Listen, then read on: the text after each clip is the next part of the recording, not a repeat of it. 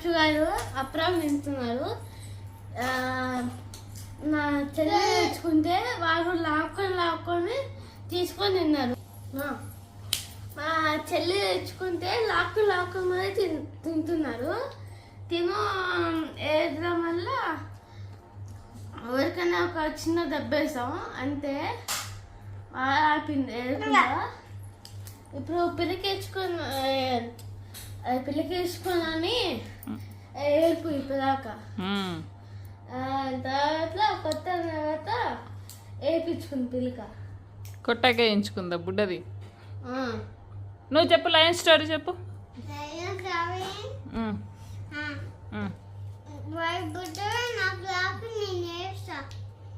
బుడ్డోడు ఎందుకు ఏడుస్తాడు? నువ్వు లయన్ స్టోరీ